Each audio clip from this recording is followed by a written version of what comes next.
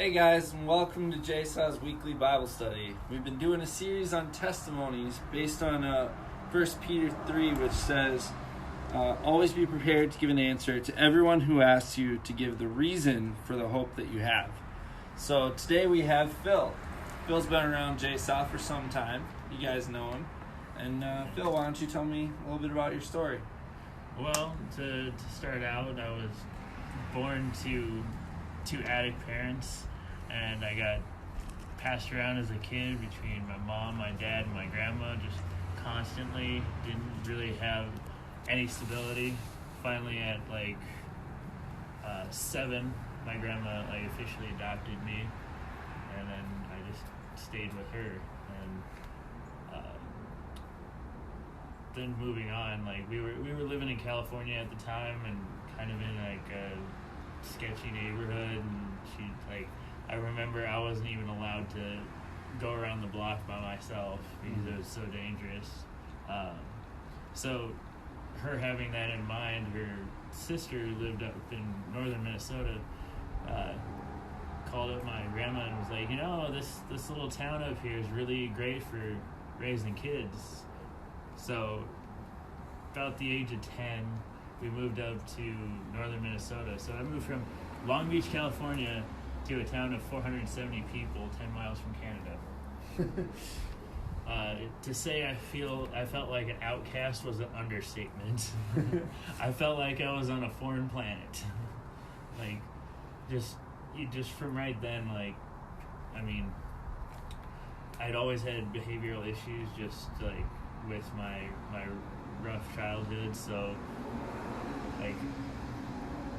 didn't get along with anybody, nobody really liked me. I'd be just acting out and eating my textbook and stuff, so I didn't really have friends for the longest time. And then as it moved into high school, it just kind of progressed. I just my first memory from high school is sitting at breakfast and one of the seniors making fun of my teeth. And from then on, that was my high school experience, just no friends. I remember a particular time that was probably not just one time, it was all the time. After lunch, I'd just sit in the hallway on a bench, listen to my music, and that was the only feeling I could have with a connection, because I would feel alone in a crowd of people. But when I had the music on, I felt like I was understood, somebody got me. For sure. And throughout this, I started skating at 9, but in this small town, nobody else skateboarded. So it was just me by myself all the time. And school was crazy, I hated it. Home was really restrictive, I hated it. So skateboarding was kind of the escape, but wasn't really there all the time. So that was just high school for me. I always felt alone, left out, bullied. And then eventually I decided I wanted to go to college because it was drilled in my head that's just what you have to do. Yeah. And so senior year, I buckled down, tried to get some better grades and kind of make it through. I'm still surprised to this day I was never held back or that I even graduated. But as I moved on, that summer, I was planning on going to a college in a nearby town. There happened to be a concert there with some music that I liked, and it was at a church that used to be a gas station. And this was weird to me.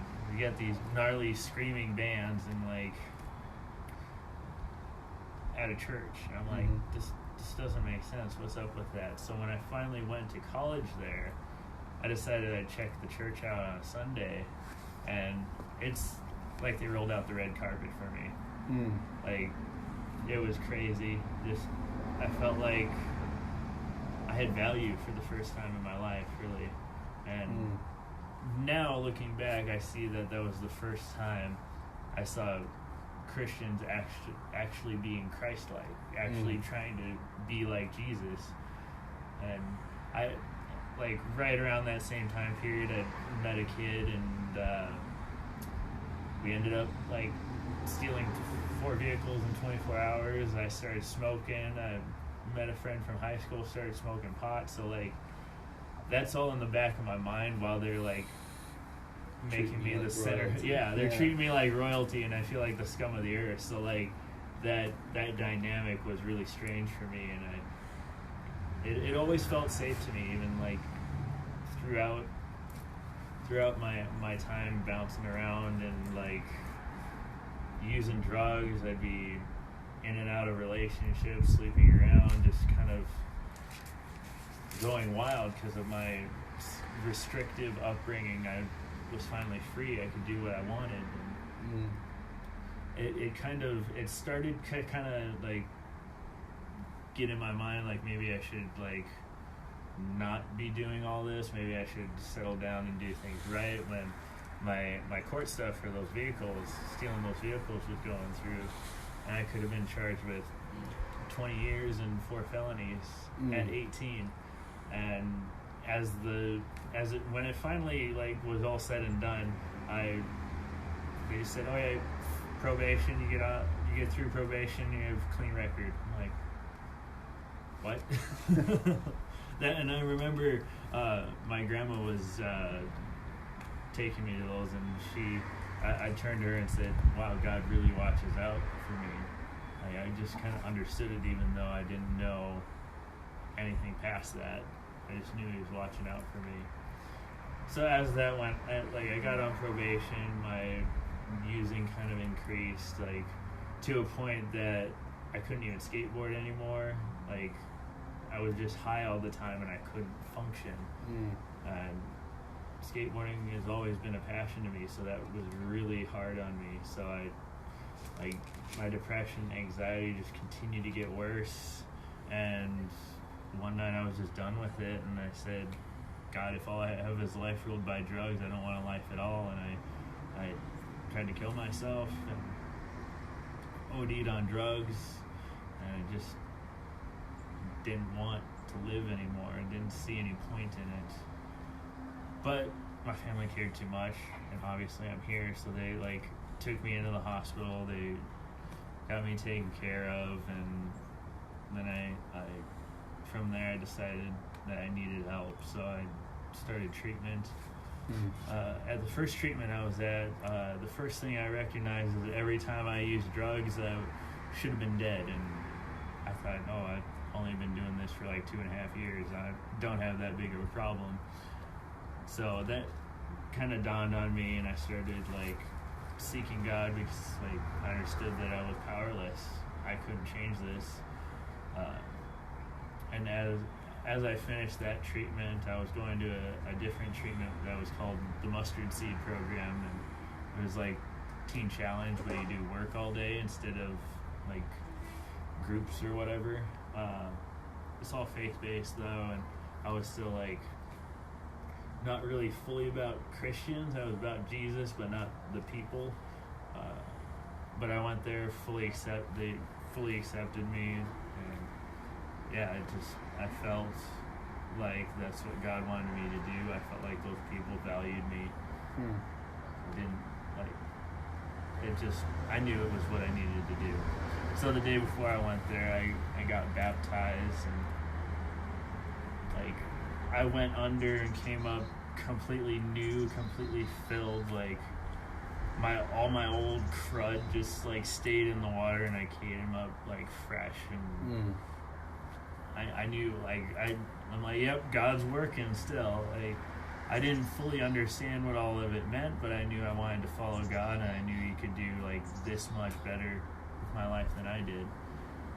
And as I went through the Mustard Seed Program, basically what I did there was understand lies that I accepted about myself that became like part of who I was, and then going in there, bringing Jesus in, and changing that into the truth.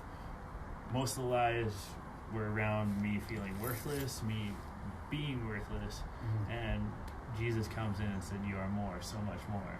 Yeah. And then like I just found more about myself, my identity in Christ, and started to figure out what I wanted to do for my purpose. What was my purpose? Where was I going from here? And I saw a movie that I rented from church, and it had like inner city mission stuff going on, and I'm like, that's what I want to do. I want to help people that are in the inner city. I want to help. I mean, I've been doing youth ministry throughout the Mustard Seed program, working with the program they had and with the church, and I loved youth. So all of that combined together, and it just so happened one of the directors of the program knew somebody in North Minneapolis that was doing just that. So I partnered with him, lived there for a while, and then a skater buddy of mine told me about JSON, and I'm like, I should check this out. I mean, I'm going to the skate park every day, like trying to share the gospel with people, trying to connect. Maybe these guys know what they're doing more than I do, and I can partner with them as well. So first time I went there, I knew it was like something I needed to be involved with, and got plugged in, and I'm still here today. And it's amazing. I know I'm supposed to be here. Even if I'm not like working here, I'm still working here. You know? True. Yeah. Yeah, for sure. I mean, we need laborers in the fields. Yeah. The crop needs to be taken care of. So a lot of what you said was centered around worth. You said Christ made you feel more, but you yourself before Christ felt worthless. Yeah. So the verse that kind of came to my mind for Bible study this week then was Psalm 139, 13 through 16, which says, "For you created my inmost being. You knit me together in my mother's womb. I praise you because I am fearfully and wonderfully made. Your works are wonderful. I know that full well. My frame was not hidden from you when I made the place in secret, when I was woven together in the depths of the earth. Your eyes saw my unformed body. All the days ordained for me were written in your book before one of them came to be."